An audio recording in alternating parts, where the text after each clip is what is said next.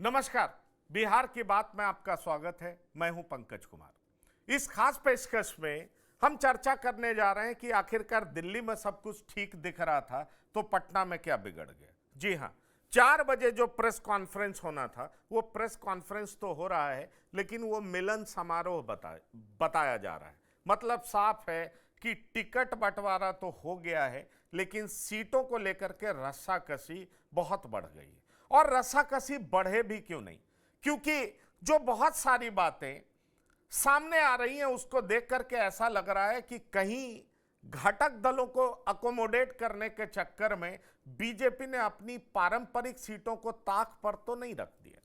और अगर ताक पर रख दिया तो क्या बीजेपी के वो कौन नेता हैं जो अपने आधार वोट बैंक के साथ समझौता करने पर तुले हुए। जी हां, मैं बात कई सारी सीटों की करूंगा जिसको लेकर के ये कहा जा रहा है कि ये तो बीजेपी की पारंपरिक सीट रही है, तो ये एलजेपी को कैसे दिया जा रहा है। वैसे आपको बता दें कि अभी तक किसी भी सीट के बारे में औपचारिक घोषणा नहीं हुई है, लेकिन इसके बावजूद जिस तरह की बात बीजेपी के नेता ने ही लिखा, जैसे हम आपको बता दें कि ब्रह्मपुर की बात हुई तो वहां संतोष रंजन राय उन्होंने लिख दिया कि क्या सर्वे तेल बेचने गया। मतलब बहुत साफ था कि सर्वे में बीजेपी को सीट मिलेगी ये कहा जा रहा था, पर चर्चा बड़ी तेज उठी कि ब्रह्मपुर एलजेपी को दे दिया गया।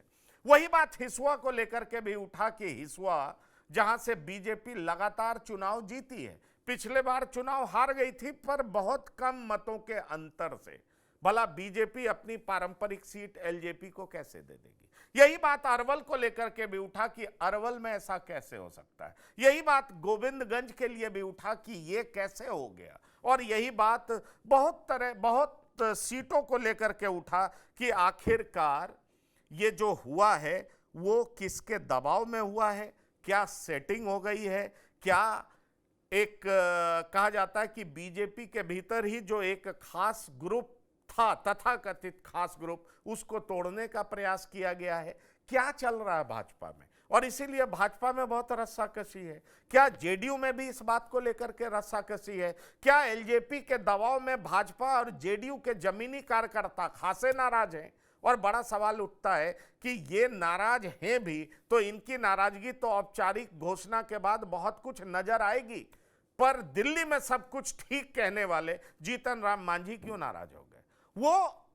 वो कह तो रहे मैं एनडीए के साथ हूं, नीतीश और मोदी की सरकार वो देखना चाहते हैं, लेकिन वो कह क्या रहे हैं आप असमंजस में पड़ जाएंगे। क्या उनके कार्यकर्ताओं का भी ऐसा दबाव है जो ऐसा कहने के लिए मजबूर कर रहा है, या दिल्ली में जीतन राम मांझी किसी दबाव के चलते वो नीतीश और मोदी की सरकार की मांग करते हुए दिखाई पड़े। बहुत कुछ है आपको बताने के लिए। यही स्थिति उपेंद्र कुशवाहा की पार्टी का है। उपेंद्र कुशवाहा ने एक्स पर ट्वीट पर आकर के जिस तरह की बातें कही हैं, उससे एक बात तो साफ दिखाई पड़ता है कि वो अपने कार्यकर्ताओं को मनाने का प्रयास तो कर रहे हैं, लेकिन खुश वो भी नहीं है। तो दरअसल एनडीए में जो कुछ चल रहा है उसकी चर्चा हम आपके साथ करने जा रहे हैं। कुछ सीटों की भी चर्चा करेंगे। अगर बीजेपी वाकई एलजेपी को देने जा रही है तो क्या बीजेपी अपनी पारंपरिक सीट को खोने के लिए तैयार है। गठबंधन बचाए या पारंपरिक सीट को खो दे, गठबंधन बचाए या अपने आधार वोट बैंक को खो दे, बड़ा सवाल है जिसकी चर्चा हम आपके साथ करेंगे बहुत सारी सीटों के बारे में। तो पहले आपको सुनाते हैं जीतन राम मांझी क्या कह रहे हैं, उसके बाद हम शुरू करेंगे चर्चा। इसी को लेकर के हम आगे बढ़ेंगे, काम करेंगे, और इसके लिए हम नरेंद्र मोदी जी को धन्यवाद देते हैं, क्योंकि नरेंद्र मोदी जी और नीतीश कुमार बिहार में और भारत में अच्छा काम हो रहा है। तो कामों को देखते हुए और किसी प्रकार का व्यवधान नहीं हो हमारी तरफ से, ये हमारी सबसे बड़ी प्राथमिकता है। इसलिए सीट शेयरिंग के नाम पर किसी प्रकार का कोई हमको ये नहीं है। हम हर तरह से साथ हैं। निर्णय को हम सर्वधार्य किया है। कमज़ोर होगी ना होगी एनडीए के लोग समझें। हम तो चाहेंगे कि जो भी मिला है हम एनडीए को मजबूती के लिए काम करेंगे। कमजोर होगी नहीं होगी ये एनडीए के लोग समझें, ये भी दर्द का वो लाइन है जो जीतन राम मांझी बयां कर रहे हैं। पर आखिरकार चल क्या रहा है, और सब कुछ स्मूथ ही है तो फिर 4 बजे के प्रेस कॉन्फ्रेंस के बाद सीटों का डिक्लेरेशन होना था, वो क्यों रुक गया है। केवल मिलन समारोह हो रहा है। क्या ये होली मिलन है? बिल्कुल नहीं। सबको जल्दी है कि भाई सीट डिक्लेयर करिए।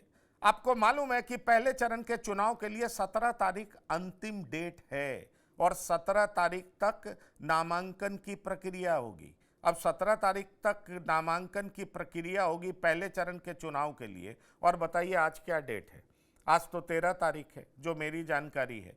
ऐसे में क्या ये मान लिया जाए कि आज भी एनडीए देर करती है तो दिल्ली में आनन फानन में सब कुछ कह दिया गया कि सब कुछ ठीक है, या सीटों को लेकर के प्रिंसिपली कह दिया गया कि सब ठीक है, पर जहां तक सीट की संख्या को लेकर के, पर सीट को लेकर के अभी भी असमंजस की स्थिति है, रस्साकशी है, सीट का सिलेक्शन प्रॉपरली हो नहीं पा रहा है। इसलिए 4 बजे के प्रेस कॉन्फ्रेंस में मिलन समारोह होगा, सारे घटक दल के बड़े नेता मिलेंगे, लेकिन सीट का बंटवारा कैसे होगा, कौन सीट किसको जाएगा, इसकी घोषणा नहीं होगी। हम चलते हैं सीधे अपने जो हमारे मेहमान हैं उनके पास। हमारे साथ संतोष कुमार जी जुड़ रहे हैं, आपका बहुत स्वागत है, वरिष्ठ पत्रकार हैं।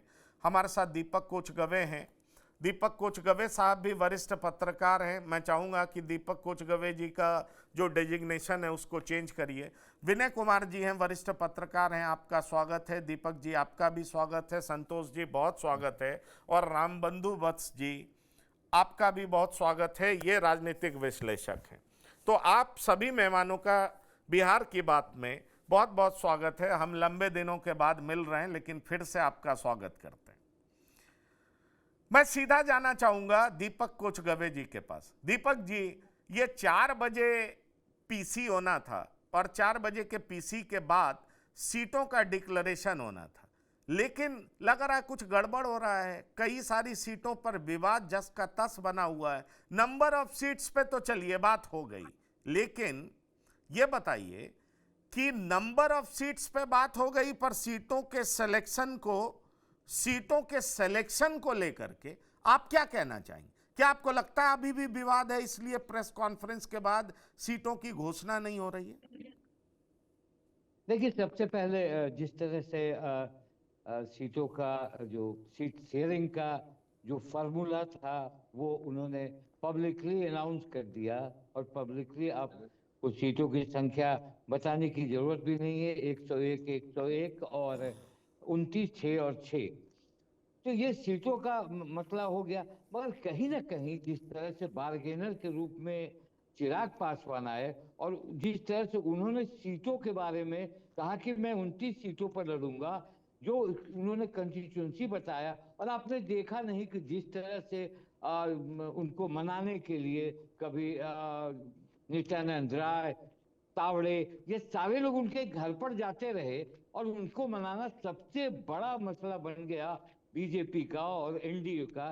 क्योंकि देखिए, एनडीए में कहीं ना कहीं जेडीयू इस मसले में नहीं पड़ना चाहा, और जेडीयू ने कहा कि भाई आपका वो डिसीजन है, मगर उनको बहुत मनाने और उनको 29 सीट जो देने का मसला बन गया, कहीं ना कहीं उपेंद्र कुशवाहा और जीतन राम मांझी के मन में एक बात हो गई कि अब गया से भी वो लड़ना चाहते हैं। चिराग पासवान गया जहां से सांसद हैं, वो सीट भी मांगते हैं, हिसुआ मांगते हैं, बखरी मांगते हैं, ताहिपुर कमाल मांगते हैं, तारापुर रोसड़ा, ये तमाम सीट वो मांगते हैं।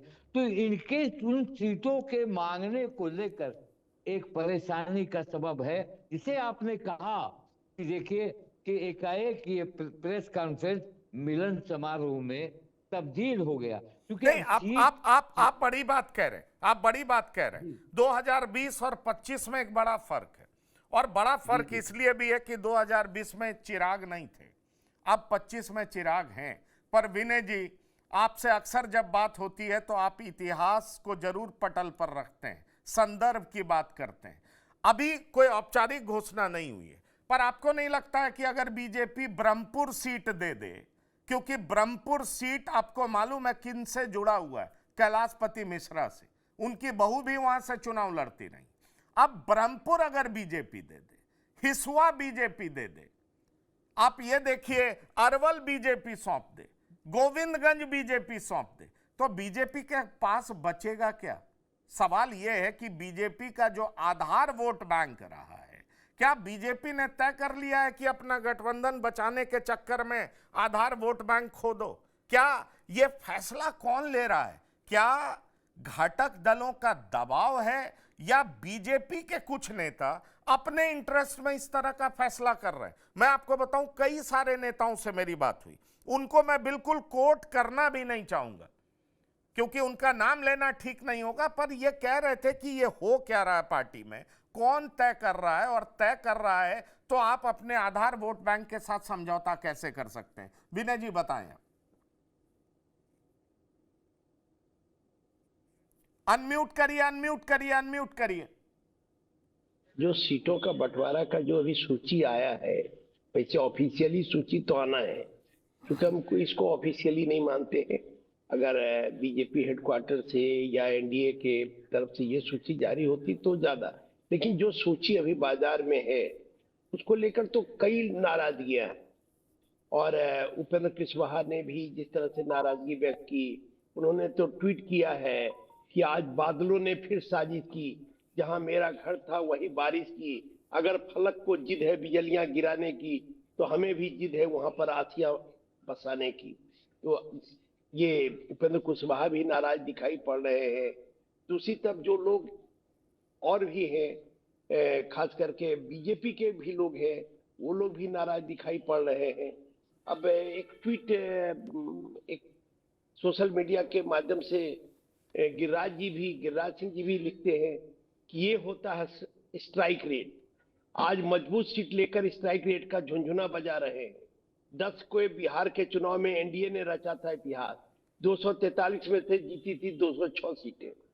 जदयू ने 141 में से 115 सीटें जीती, स्ट्राइक रेट 81%।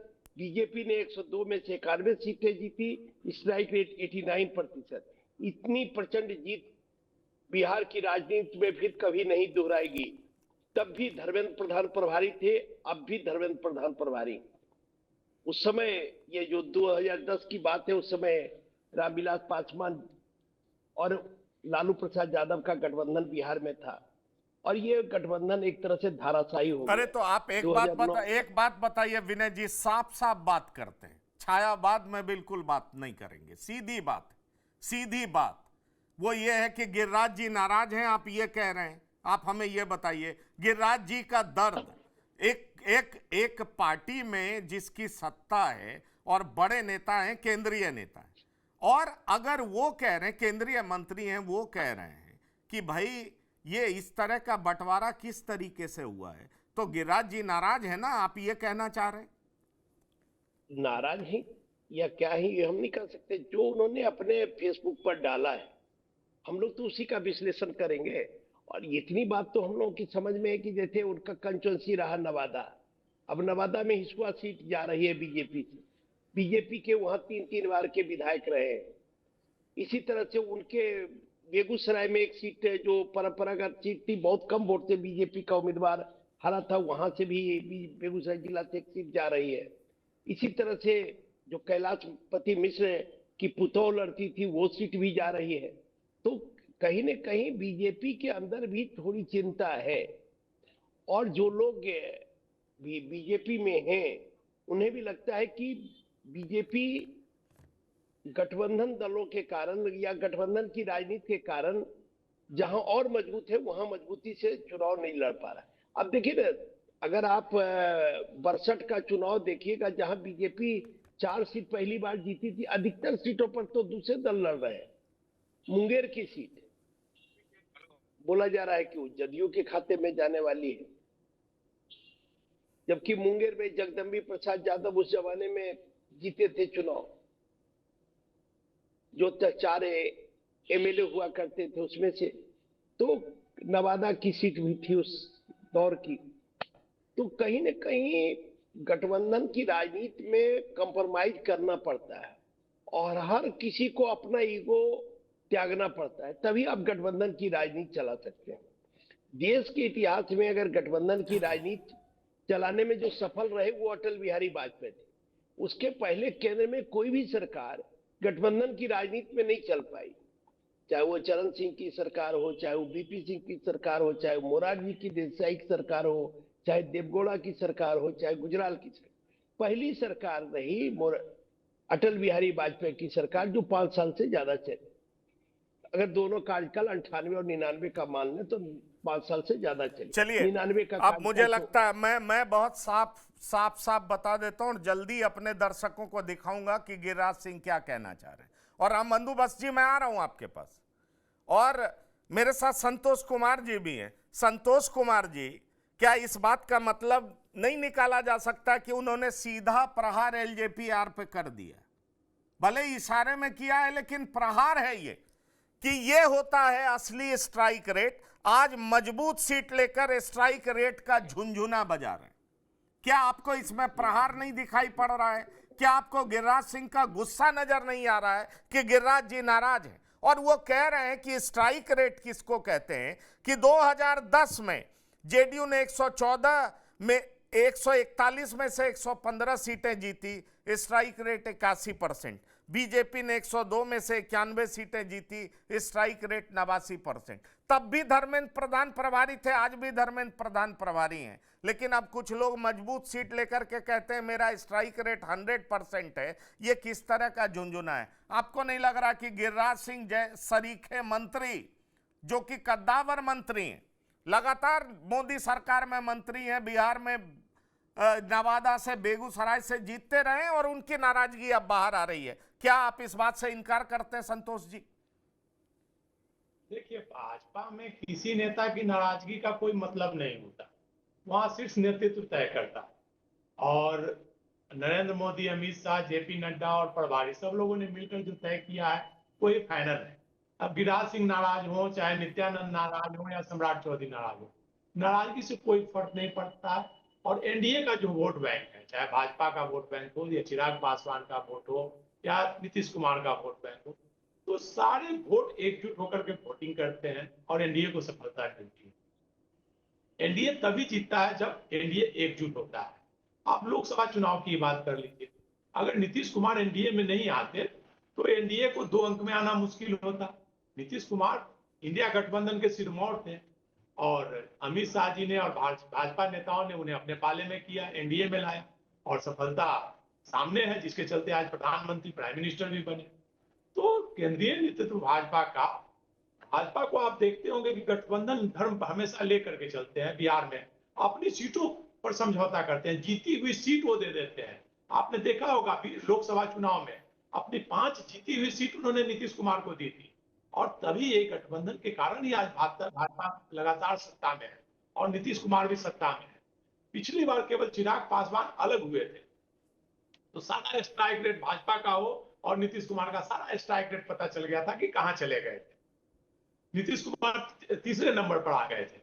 तो नीतीश कुमार भी चिराग पासवान की महत्ता समझ रहे हैं, भारतीय जनता पार्टी भी समझ रहे हैं, और इसीलिए सभी लोगों ने मिलकर के चिराग पासवान को एनडीए में रखने का प्रयास किया। उपेंद्र कुशवाहा को भी एनडीए में रखा, जीतन मांझी को भी, ताकि केंद्र बिहार में फिर से एनडीए की सत्ता हो सके। नहीं,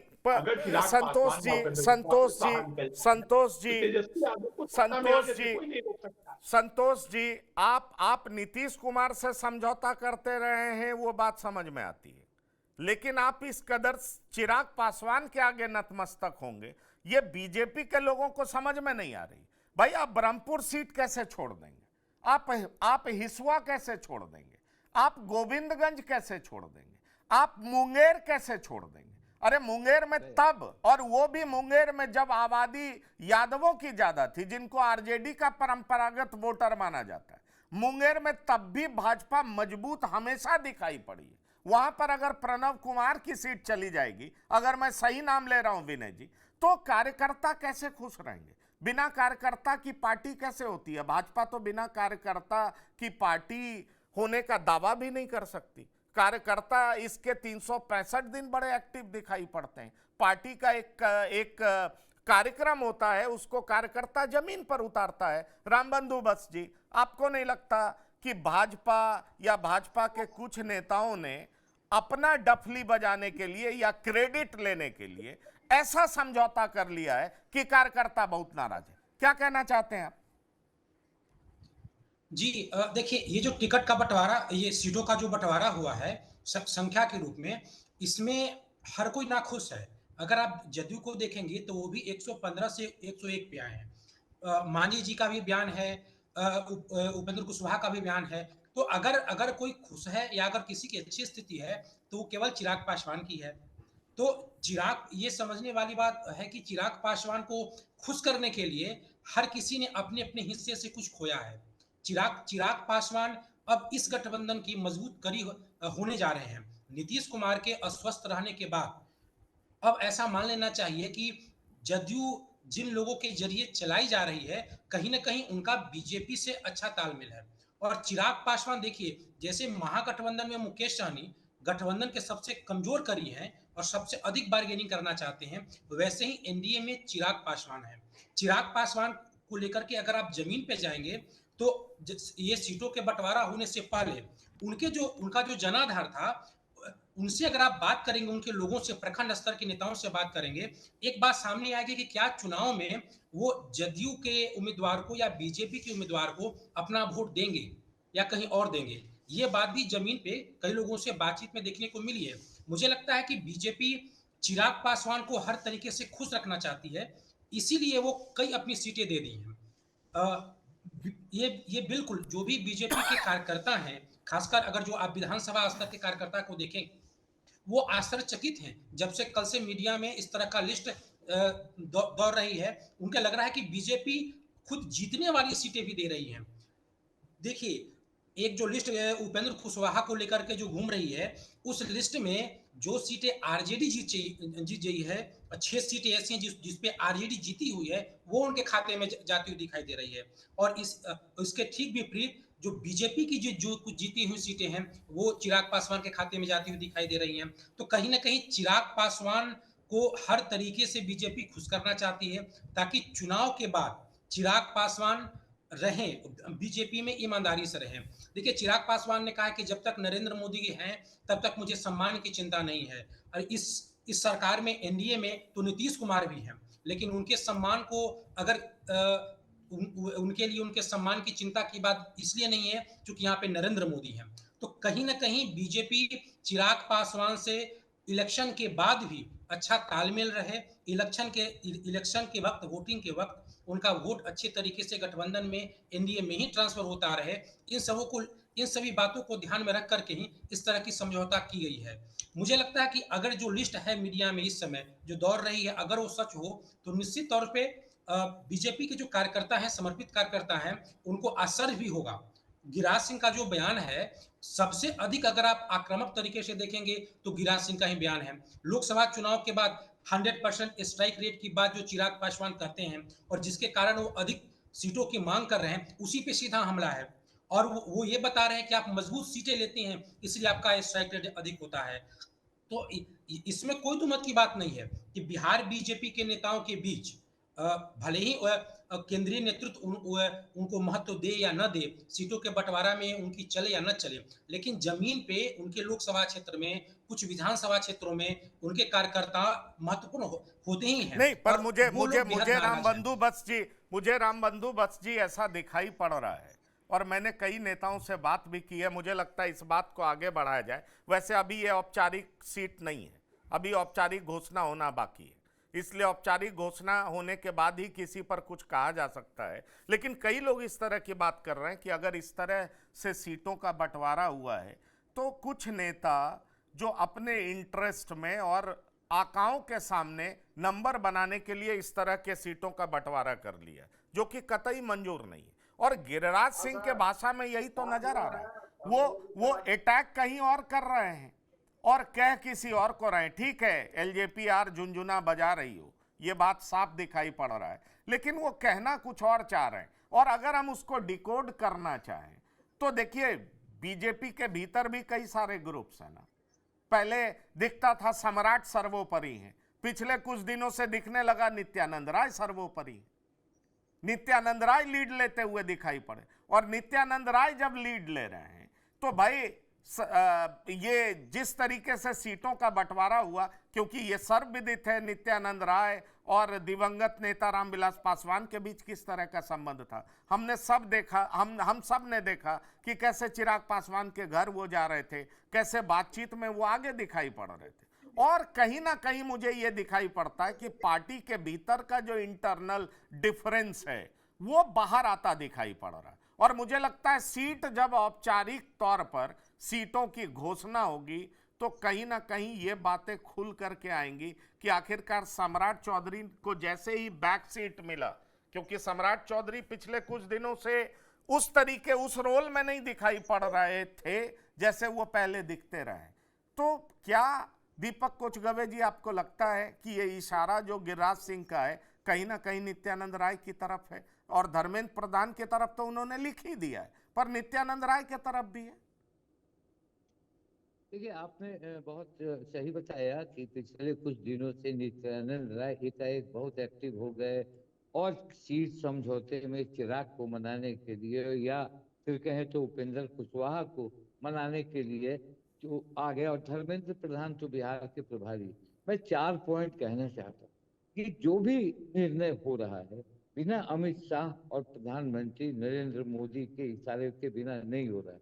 मैं एक पॉइंट और बताना चाहता हूँ। जिस तरह से ये अभी चर्चा हमारी चल रही है, ऑफिशियल नहीं घोषणा हुई है, मगर जो अंदर खाने से आ रही है, मुझे जो दिख रहा है कि 2020 में चिराग पासवान ने नीतीश को दूसरे तरह से तंग किया था और 2025 में नीतीश को तंग करने की तैयारी है।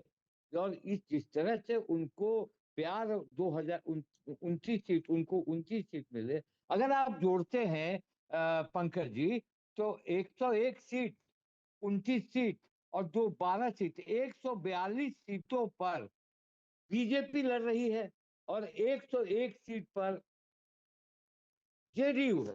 अगर जोड़ते हैं आप तब दूसरी ओर, जहां तक आप कह रहे हैं कि बीजेपी के सीटों को पर भी उनको देने की बात चल रही, ये एक अंडरस्टैंडिंग है।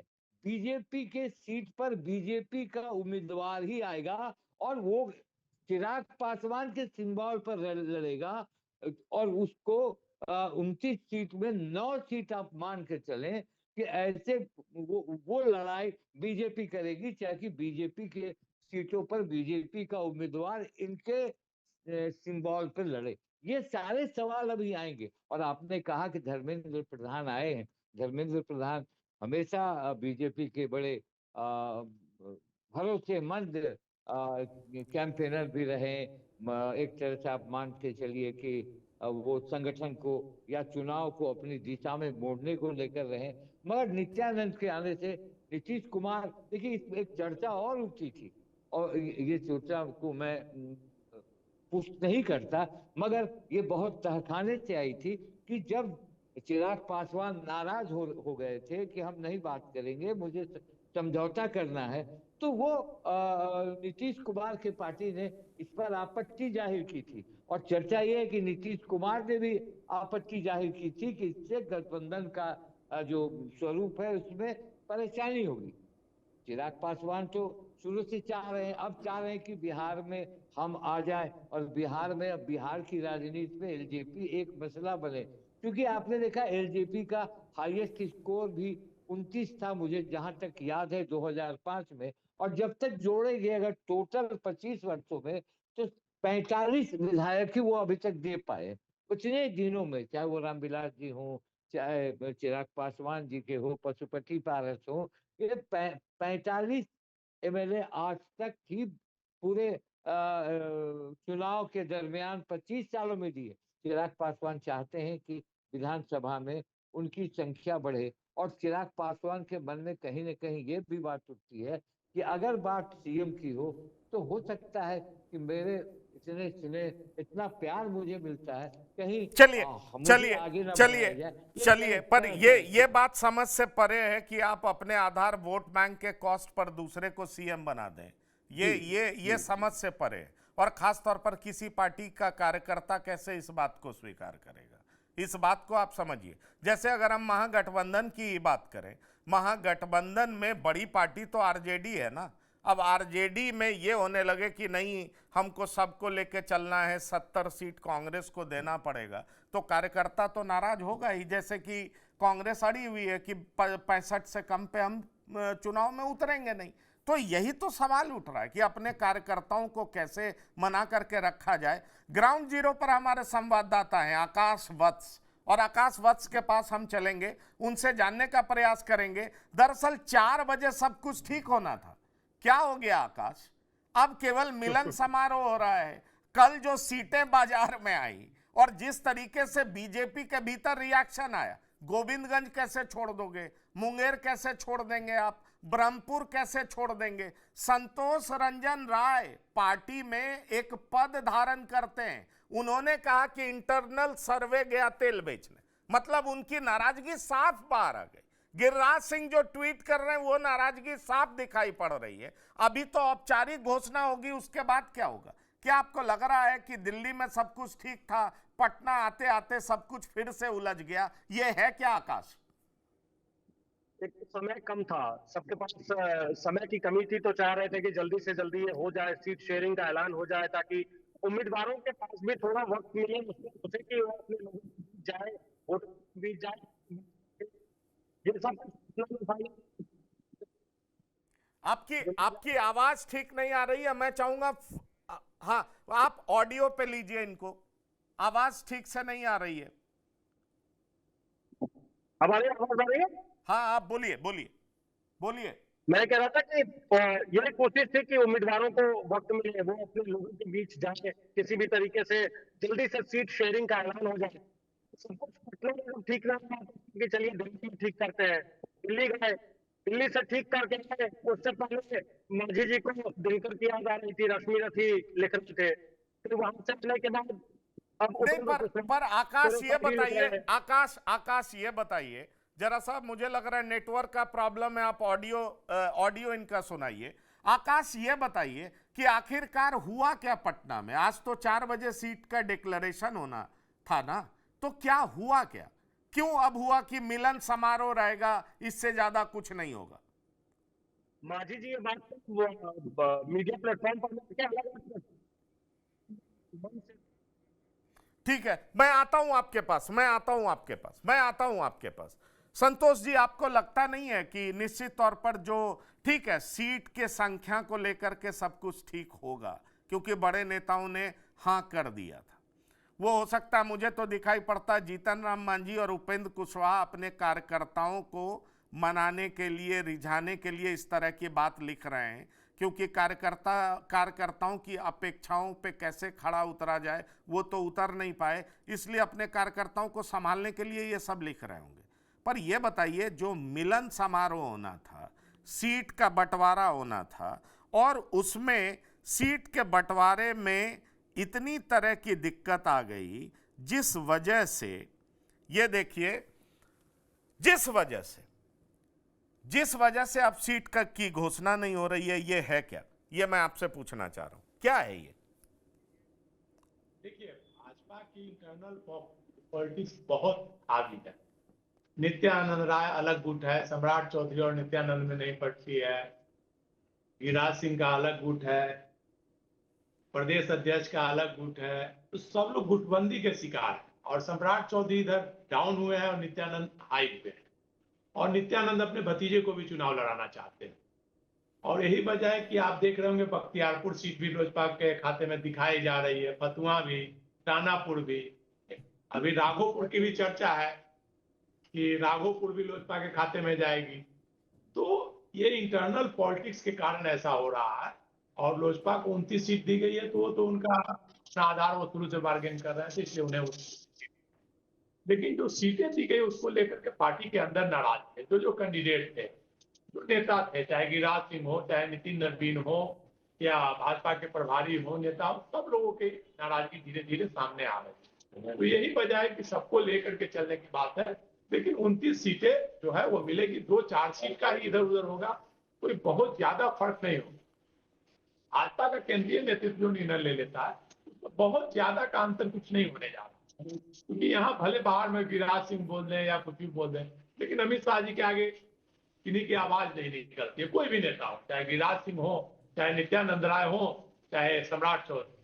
तो ये अमित शाह जी का निर्णय है, राष्ट्रीय अध्यक्ष का निर्णय है। भाजपा में संगठन सर्वोपरि होता है और संगठन का निर्णय है, इसलिए किसी की कुछ नहीं चलेगी। हाँ, अभी थोड़ा विवाद को लेकर के, सीटों को लेकर के, क्योंकि उपेंद्र कुशवाहा को भी जो सीटें दी जाएगी, जदयू की सीटें है, जदयू अपनी सीटें छोड़ना नहीं चाहती है। उपेंद्र कुशवाहा को भी अपनी सीटों पर दावा है, जीतन राम मांझी का भी दबाव है सीटों को। तो यही कारण है कि बहुत ज्यादा उसमें हेर फेर नहीं हो सकता है और अभी देरी हो रही है। मुझे लगता है कि कल तक सीटों की भी घोषणा हो जाएगी और एनडीए भी देख रहा है कि आरजेडी की सीटों की घोषणा हो जाए तब इधर से हो। एक कारण यह भी हो सकता है कि आरजेडी ने अभी तक न गठबंधन की घोषणा की है, न सीटों की घोषणा की है। मुकेश सहनी भी एक पार्ट है, मुकेश सहनी आएंगे तो हो सकता है भाजपा अपनी और कुछ सीटें घटाए मुकेश सहनी को दे करके। तो अभी काफी पेच है, तो मुझे लगता है कल तक सारे पेच सुलझ जाएंगे और निर्णय ले लिया जाएगा। कोई बहुत ज्यादा फेरबदल नहीं होने जा रहा है। 29 सीट मिली है तो 29 चलिए हाँ, चलिए, सीटों की अदला-बदली हो सकती है। आपने बहुत सारी बातें बड़ी महत्वपूर्ण बताई कि अपने भतीजे को लड़ाने के लिए वो सीट छोड़ दे रहे हैं। आप ये कहना चाह रहे हैं कि भाई एलजेपी के हिस्से में दे दिया। अभी चर्चा बड़ी तेज है कि दानापुर इसलिए छोड़ा जा रहा है क्योंकि वहां से किसी नेता का बेटा लड़ेगा, इसलिए वो दूसरे के हिस्से में, घटक दल के हिस्से में दिया जा रहा है। आकाश चल क्या रहा है? संजय झा के घर पे बड़ी लंबी मीटिंग चली और बीजेपी जेडीयू के लोग सीट बंटवारे के लिए बैठे रहे, लेकिन किसी निष्कर्ष पर नहीं पहुंचा जा सका। गिरिराज सिंह का गुस्सा बाहर आ चुका है। फेसबुक, ट्विटर पे उन्होंने अपनी नाराजगी को जाहिर कर दी है। आखिरकार ये चल क्या रहा आकाश? देखिए, जो कुछ भी पटना में होना था वो जब पटना में नहीं हुआ तो लगा कि दिल्ली जाके ठीक हो जाएगा। जब दिल्ली में ठीक नहीं हुआ, दिल्ली में जब वो ठीक हो गया, लगा सब ठीक है, तो सब पटना चले आए। पटना आने के बाद उपेंद्र कुशवाहा के ट्वीट को देखिए, वो 16-17 घंटे पहले एक ट्वीट करते हैं, फिर 5 घंटे पहले एक ट्वीट करते हैं। इधर मांझी जी अलग अलग प्लेटफॉर्म पर आकर कह रहे हैं कि जो हुआ उससे मैं बहुत आहत हूँ, ऐसा नहीं होना चाहिए। ये पहली बार ऐसा हो रहा है कि नॉमिनेशन, जो फर्स्ट फेज का जो नॉमिनेशन है वो खत्म होने वाला है। अब उसमें 2-3 दिन का समय बचा हुआ है, लेकिन अभी तक उम्मीदवारों को, बहुत सारे ऐसे उम्मीदवार हैं जो बिल्कुल आश्वस्त बैठे हुए हैं और उन्हें सिंबल नहीं दिया गया। तो वह अलग अलग नेताओं के घर जाकर के उन्हें लगता है कि जहां से उन्हें स्पष्ट जवाब मिल जाएगा, जहां से उन्हें कोई ठोस जवाब मिल जाएगा, उस जगह जाकर के वो बैठे हुए हैं, उस जगह जाकर के वो कंफर्म करने में लगे हुए हैं। आज शाम को 4 बजे ये सबको बताया गया था, ये बाकायदा प्रेस कॉन्फ्रेंस के लिए निमंत्रण भेजा गया था पत्रकारों को कि आज शाम 4 बजे हम प्रेस कॉन्फ्रेंस करेंगे, आज शाम को 4 बजे हम सब कुछ बता देंगे। सब फाइनल हो गया। जिस तरीके कल शाम को ट्वीट आने शुरू हुए, वो चाहे बीजेपी हो, वो चाहे जेडीयू हो, वो चाहे जेडीयू के बाकी नेता हो, बीजेपी के बाकी नेता, उन्होंने कहा सब ठीक, ऑल इज वेल। अब देखिए कि केवल मांझी बोल रहे हैं, कुशवाहा बोल रहे हैं, चिराग पासवान चूंकि फायदे में रहे, वो 26 सीट उन्हें मिल रही थी, पहले यही बताया गया कि 26 सीटें मिलेगी, 25 सीटें उन्हें मिलेगी, उन्हें 29 सीटें मिल गई। जब उन्हें सीट मिल गई तो अब वो बिल्कुल चुप है। अब उनके तरफ से कोई बयान नहीं आ रहा है, उनके तरफ से, उनकी पार्टी की तरफ से सब चुपचाप खुश है, मन ही मन खुश है। अब जो इधर दो बचे सहयोगी दल, वो चाहे मांझी हो चाहे कुशवाहा हो, अब वो बार बार ये बात कहने की कोशिश कर रहे हैं, वो बार बार एक संदेश भेजने की कोशिश कर रहे हैं कि यह सब ठीक नहीं है, इस सब का असर चुनाव पर पड़ेगा। और बीजेपी रिस्क लेने के मूड में नहीं है, कहीं से भी किसी भी तरफ से बीजेपी इस मूड में नहीं है कि हम थोड़ा सा भी रिस्क ले सके इस चुनाव में। इसीलिए आज जो प्रेस कॉन्फ्रेंस होनी थी वो प्रेस कॉन्फ्रेंस टाल दी गई है। प्रेस कॉन्फ्रेंस मिलन समारोह बता दिया जा रहा, मिलन समारोह। रामबंधु बख्श जी, ये मिलन समारोह हो गया। हाँ हाँ, मिलन समारोह। सीट की घोषणा नहीं होगी आकाश, मिलन समारोह। हम आपसे आकाश लगातार अपडेट्स लेते रहेंगे, हम आपसे बात भी करेंगे। हम चाहते हैं आप मिलन समारोह का हिस्सा बनिए और देखिए नेताओं का मूड क्या है। हम फिर आपसे बात करने के लिए लौटेंगे, लेकिन हम अभी रामबंधु बख्श जी के पास जाना चाहेंगे। आकाश, आपका बहुत बहुत शुक्रिया। रामबंधु बख्श जी, ये बताइए, इस मिलन समारोह को आप किस तरीके से देख रहे हैं? ये महज खाना पूर्ति है, अभी भी एनडीए में बहुत कुछ साफ नहीं है। जी, मुझे लगता है कि ये मिलन समारोह जो है वो बीजेपी के जो नेता हैं उनमें जो असंतोष है जो आई है बिहार बीजेपी के नेताओं में, उसका वो भी एक कारण हो सकता है। वो जो केंद्रीय नेतृत्व है, कम से कम निर्णय केंद्रीय नेतृत्व का भले ही चले, लेकिन इलेक्शन के समय में सबसे महत्वपूर्ण जो कड़ी होती है वो कार्यकर्ता होते हैं, तो वो अपने नेताओं को भी कॉन्फिडेंस में लेंगे और साथ ही साथ सीटों के बंटवारों को लेकर के जो डिजाइन दिल्ली में तय हुआ होगा या फिर जो लिस्ट अभी मीडिया में छाई हुई है उसमें कुछ बदलाव हो, उसमें बदलाव के रूप में आप इस मिलन समारोह को देख सकते हैं, क्योंकि अगर बदलाव नहीं होना होता तो आज सब कुछ प्रेस कॉन्फ्रेंस हो जाता। तो उसको लेकर के एक टकराहट है। और दूसरी बात यह है कि क्या जदयू के भी कुछ ऐसे सीटें हैं, जीती हुई सीटें हैं जो इसमें एलजेपी खाते में जानी है, तो उसका क्या होगा, उस पर भी लेकर के एक बात हो सकती है। और ये निश्चित तौर पे इस तरीके का पहला बिहार में है कि जब नामांकन की प्रक्रिया शुरू हो गई है, अब 17 तारीख हम लोग का 13 तारीख में 17 तारीख अब आने ही वाला है, अभी तक सीटों की घोषणा नहीं हो पाई है, उम्मीदवारों का चयन भी नहीं हो पाया है। तो ये निश्चित तौर पे अभी गुत्थियां उलझी ही हुई हैं। संख्या के रूप में पार्टियों को एक संख्या मिल गया कि आप कितने सीटों पे लड़ेंगे, लेकिन सीटों की पहचान नहीं हो पाई है। सीटों के पहचान के बाद ही तो उम्मीदवारों का पहचान होगा। एक जो गुत्थी है वो उम्मीदवारों का पहचान भी तो है, क्योंकि कई जो महत्वपूर्ण सीटें हैं अगर वो दूसरी पार्टी में चले जाते हैं तो क्या इस पार्टी के उम्मीदवार भी उस पार्टी के सिंबल पे चुनाव लड़ेंगे, या वो पार्टी कहीं अपना उम्मीदवार तो न दे दे। जैसा कि एक खबर आ रही है कि वीआईपी पार्टी को आरजेडी ने कहा है कि अगर हम आपको 18 सीटें देंगे तो 10 हमारे उम्मीदवार चुनाव लड़ेंगे और 8 आपके चुनाव लड़ेंगे।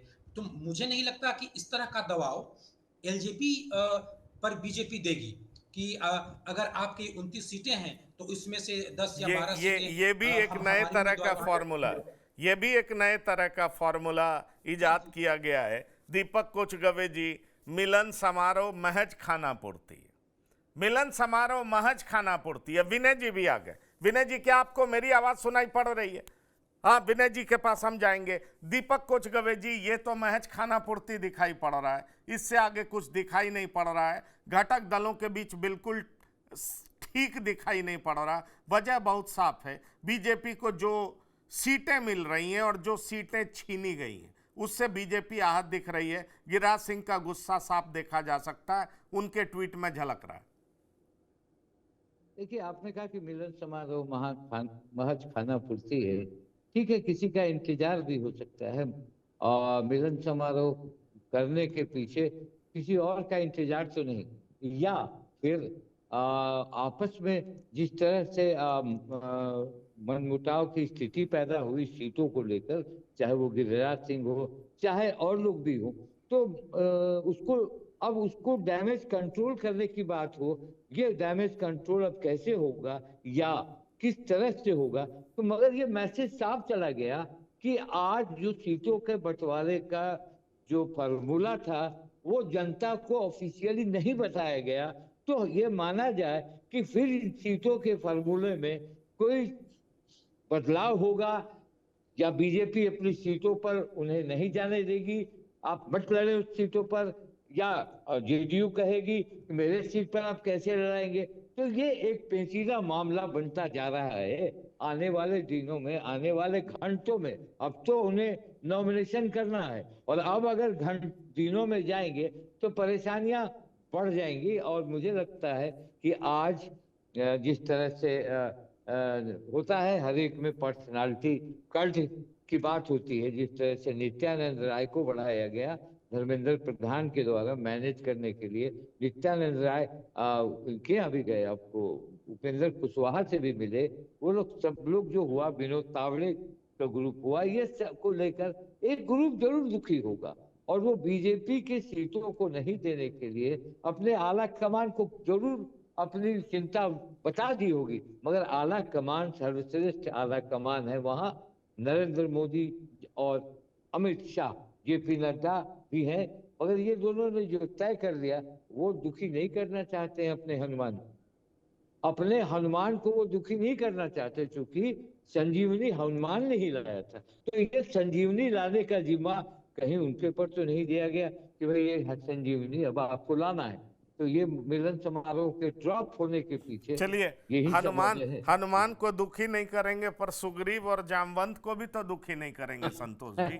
ये भी तो बड़ा महत्वपूर्ण सवाल है ना। हनुमान जी को दुखी मत करिए पर सुग्रीव जामवंत को भी दुखी करके तो आप जीत नहीं पाएंगे। ये लड़ाई आसान तो होगी नहीं भाई। आपकी लड़ाई आप कुछ कर लीजिए, आपकी लड़ाई लालू प्रसाद से है, वो भी जादूगर है राजनीति। और जिस तरीके से सबको साथ ले रहे हैं, देखिए पान पार्टी के नेता के साथ लंच करते दिखाई पड़े तेजस्वी यादव। संतोष जी, आपको लगता है ये आनन फानन में सीटों का बंटवारा हो गया? और आप अभी जो कह रहे थे कि कुछ लोगों ने अपने इंटरेस्ट को आगे रखने के लिए पार्टी के इंटरेस्ट को पीछे रख दिया, क्योंकि उनको भतीजे को लड़ाना था, बेटे को लड़ाना है, इसलिए जो खबर आ रही, अभी फिर मैं दर्शकों आपको बता दूं, ये कोई औपचारिक घोषणा नहीं है, रस्साकसी तेज है, लेकिन मीडिया में जिस तरह से सीटों के बंटवारे की चर्चा हुई है, अलग अलग तरह से सूत्रों के हवाले से ये सीटों की जो बात कही जा रही है, उससे बीजेपी में बहुत नाराजगी, और बीजेपी के एक बड़े केंद्रीय नेता ने अपनी नाराजगी जाहिर भी कर दी है। संतोष जी, आपको यह लग रहा है कि अपने इंटरेस्ट को देखते हुए पार्टी के इंटरेस्ट के साथ कहीं ना कहीं समझौता किया गया है? देखिए, निश्चित तौर पर कई नेता हैं जिनको अपने पत्नी को लड़ाना है, कई को अपने बेटे को लड़ाना है। ज्यादातर एनडीए गठबंधन में भी है और इंडिया गठबंधन में, दोनों गठबंधन में। लेकिन अभी तो फिलहाल एनडीए गठबंधन की बात हो रही है, उसमें लगभग 6-7 नेता हैं जिन्हें अपनी पत्नी को लड़ाना है, बेटा को लड़ाना है, भतीजी को लड़ाना है। तो भाजपा में जैसे सीट तो दी नहीं जा रही है, विवादवाद के नाम पर भाई बिहार में है कि नहीं दी जाएगी, उन सीटें लोजपा को दी जा रही है कि लोजपा के खाते से उनको टिकट मिल जाए, भाजपा नेता के बेटे लोजपा से लड़ेंगे, कुछ उपेंद्र कुशवाहा के पार्टी पे लड़ जाएंगे, कुछ नाम मांझी के पार्टी पे लड़ जाएंगे। तो इस लिहाज से सीटों का बंटवारा जो है दिया गया है लोजपा को, और पहले से मैच फिक्सिंग जो होता है वो मैच, चुनाव का मैच एक प्रकार से इसलिए फिक्स हो चुका है। और बाकी नेताओं जिनकी दाल नहीं गली, चाहे गिरिराज सिंह के जो चहेते होंगे उनका टिकट नहीं हो पाया होगा, चाहे और कोई नेता होंगे उनका टिकट नहीं फाइनल, इस कारण उनकी नाराजगी है। उनकी भी नाराजगी मुझे लगता है 24 घंटे के अंदर दूर हो जाएगी। एक बार राष्ट्रीय नेतृत्व बात करेंगे, सारी नाराजगी दूर हो जाएगी, और कल तक मुझे लगता है कि सीटों का बंटवारा भी हो जाएगा, और 2-4 सीट इधर से उधर होंगे, लेकिन अंततः जीत तो एनडीए की होगी। तो लोक जनशक्ति पार्टी जीते, या नीतीश कुमार जीते, या उपेंद्र कुशवाहा जीते, या भाजपा जीते, जीत तो एनडीए की होगी, सरकार तो एनडीए की बननी है। तो इसलिए भारतीय जनता पार्टी सबको लेकर के चल रही है, इसमें सरकार बनानी है, न कि एक व्यक्ति विशेष, किसी व्यक्ति विशेष को लेकर। चलिए सबको लेकर के तो अकेले भाजपा और नीतीश, लेकिन सरकार अभी लालू प्रसाद जितना मजबूत है, इसलिए यहाँ से एनडीए को मजबूत करना पड़ता है। चलिए, ये बात आप कह रहे हैं, मुझे लगता है विनय जी के पास चले। विनय जी, आपको नहीं लगता मुंगेर को लेकर के बड़ा रिएक्शन होगा? भाजपाई खासे नाराज होंगे। मुंगेर में चाहे संघ की मौजूदगी हो या भाजपा की मौजूदगी हो, शुरुआत के दिनों से ही अच्छी मौजूदगी, मजबूत मौजूदगी रही। अगर प्रणव कुमार की सीट जाती है तो भाजपा के कार्यकर्ता बर्दाश्त नहीं करेंगे। अब आ जाए सूरजगढ़ा में, तो सूरजगढ़ा को लेकर के भी कहा जाता है कि प्रहलाद यादव जो है वो विभीषण बने। दरअसल आरजेडी को छोड़ करके आए, उनकी सीट पर भी तलवार लटक रही है। वहां पर जेडीयू कह रही है ये मेरी सीट है, हम बीजेपी को कैसे दे देंगे। तो एक मैसेज जाएगा कि प्रहलाद यादव नीतीश कुमार का सरकार बचाए, और उनको एनडीए ने टिकट भी नहीं दिया। तो इन तमाम चीजों को लेकर के जो अटकलें हैं और बहुत तरह की बातें हो रही हैं, उसको लेकर के आप क्या कहना चाहेंगे? देखिए, कई ऐसे नाम है, अब जमा खान की भी चर्चा हम लोग कर रहे हैं। जमा खान की सीट मेरे पास जानकारी है, जमा खान की सीट बीजेपी मांग रही है कि भाई ये सीट हमारी है, हम लेंगे। अगर जमा खान की भी सीट जाती हो, उनका भी बड़ा महत्वपूर्ण योगदान रहा। जब नीतीश की सरकार 2-3 सीटों के बहुमत से थी, तो उस समय जमा खान आए, चकाई से आए, निर्दलीय उम्मीदवार है नरेंद्र जी के बेटे जो मंत्री बने सुमित सिंह, वो आए। तो जो लोग कठिन समय में पार्टी को साथ दिए या गठबंधन को साथ दिए, या प्रहलाद यादव आए, प्रहलाद यादव का क्या कसूर? अगर वो छोड़कर आए, और उस समय जब नीतीश कुमार की सरकार संकट में थी, और उस समय तो आपको याद होगा ये कहा गया था, अवध बिहारी चौधरी थे प्रदेश, वो समय अध्यक्ष थे विधानसभा के, और उन्होंने कहा था कि भाई वोटिंग में 51 होना चाहिए। 51 मतलब 243 का 51, यानी कि हाउस में जो मौजूद है उसका 51। तो उस समय बहुत क्रूशियल था, 127 वोट कम से कम लाना था अगर 123 से कम आता तो अध्यक्ष हटते रहे, और अगर अध्यक्ष नहीं हटते तो कई लोगों को डिस्क्वालीफाई कर देते और तब नीतीश कुमार की सरकार चली जाती। ऐसे समय में इन लोगों ने पार्टी को या नीतीश सरकार को मदद करने का काम किया। तो मुझे लगता है इन लोगों के साथ न्याय होना चाहिए। चलिए आप कह रहे हैं न्याय होना चाहिए, पर गंभीर सवाल यही उठ खड़ा हो रहा है कि मुश्किल वक्त में साथ देने वाले जेडीयू के उन लोगों को क्या सीट मिल पाएगा? क्या प्रहलाद यादव को सीट मिलेगा? क्या जमा खान का सीट बच जाएगा? क्या वो वहीं से चुनाव लड़ेंगे? ऐसी कई सीटें जहां जो भाजपा की जीती हुई सीट है, परंपरागत सीटें रही है, क्या भाजपा के पास रह जाएंगी? ये बड़ा गंभीर सवाल है और इस सवाल को लेकर के भाजपा के कई नेता, भाजपा के कई कार्यकर्ता नाराज हैं। ऐसे में बड़ा सवाल उठता है कि एनडीए के बड़े नेता इन चीज़ों को कैसे हैंडल करेंगे, क्योंकि नाराजगी तो गिरिराज सिंह के शब्दों में भी झलक रहा है। बहरहाल बिहार की बात में रामबंधु बस जी, विनय कुमार जी, दीपक कोचगवे जी और संतोष कुमार जी शिरकत करने के लिए बहुत बहुत धन्यवाद और शुक्रिया। तो बिहार की बात में इतना ही। ताज़ा तरीन खबरों के लिए आप लगातार देखते रहिए TV9। धन्यवाद, नमस्कार।